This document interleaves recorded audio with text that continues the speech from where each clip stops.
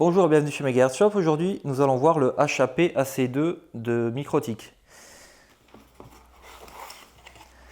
Donc, documentation, vis de fixation, le bloc d'alimentation, 24 volts 0,8 ampères,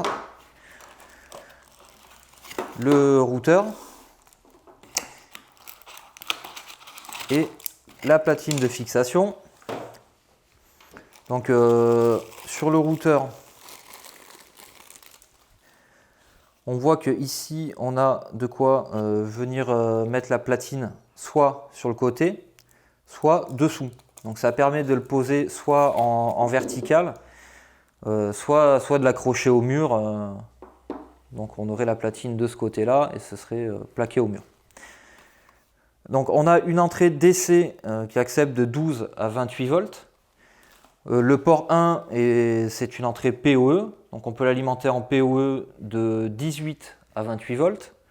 Donc on voit qu'on n'a pas la même plage de tension, que ce soit en PoE in ou sur l'alimentation DC.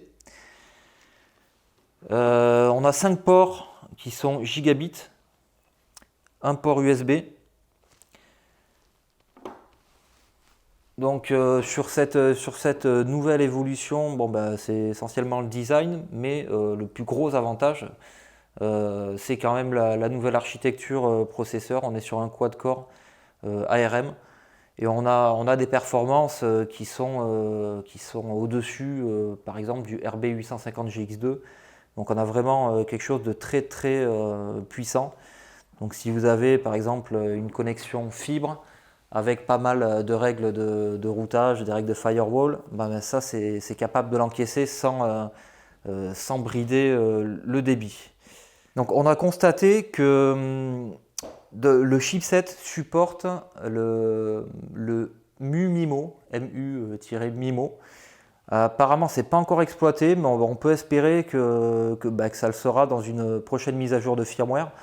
Donc, ce qui permettrait vraiment d'encaisser une charge au niveau du nombre d'utilisateurs beaucoup plus importante, un peu comme ce que fait Ubiquiti avec la gamme Unifi. Voilà, donc que des évolutions, que ce soit esthétique ou technique. Là, on a vraiment un super produit à un super prix. Donc c'est tout pour cette vidéo et à bientôt.